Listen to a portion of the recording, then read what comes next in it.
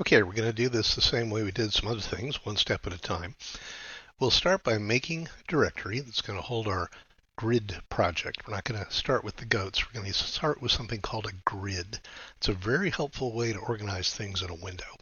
So let's make a directory called grids and enter that directory. Initially, of course, it's empty. Now let's go into code space dot. And you're going to copy a few files again from the GitHub repo that we've looked at before. Different repo, but my collection. So you're going to go to github.com, Stevens R. Miller, and this time you're going to look at grids, capital G, lowercase r-i-d-s. You're going to need the project file, so click on project.cs, and then again, if you go to the upper right, next to the button labeled raw, there's two little pieces of paper. That's what those squares represent. This means copy everything. So we're going to copy the whole file.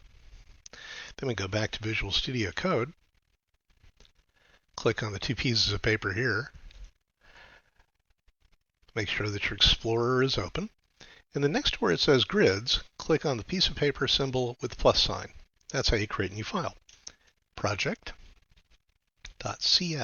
Hit return. And then paste what you just copied. So there's our project file. Now, of course, we're also going to need another one. You probably remember by now which one that is. So we'll go back to the GitHub, click on grids.csproj, copy all of that, go back to Visual Studio Code, click on the page with the plus sign, give it the name of this file, grids.csproj, and paste that.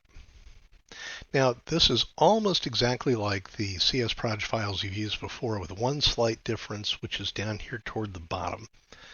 You see here at lines 15, 16, and 17, I've added something called an item group. And that in turn adds what's called, just what you think it is, an embedded resource. It's the name of a picture file, goatleft.png. This makes it real easy for us to get pictures into our applications. There are a lot of different ways to do it. We won't get into this one in a lot of detail for this particular project, but I want you to know that this is the specific way we're going to do it now, even though you may have seen and will see other ways in the future. We're going to use it as an embedded resource. And to do that, we add these three lines to the CSproj file. We'll come back to that again in the future. Okay, I do need the goatleft.png file. So let's go back to the repo. Click on the name of that file, goatleft.png. This time you won't actually use the copy button. Instead, you'll go to the picture directly, right-click on that, and say Save Image As. You're going to save that to the same directory you just created.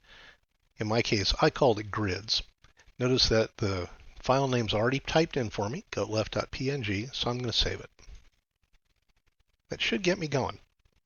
If I go back to my command window and type dir, there are my three files, goatleft.png, grids.csproj, project.cs. Now if I go to Visual Studio Code, click on project.cs,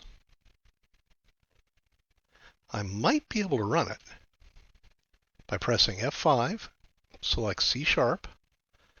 Here it's complaining. No C# project is currently loaded. We've seen this before, and the usual solution is going to work here too. We'll exit Visual Studio Code and just re-enter it.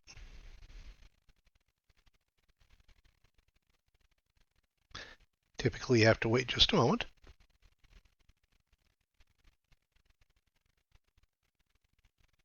And eventually you see the grids.generated.sln file. We'll select project.cs again, press F5, select C#, C# grids,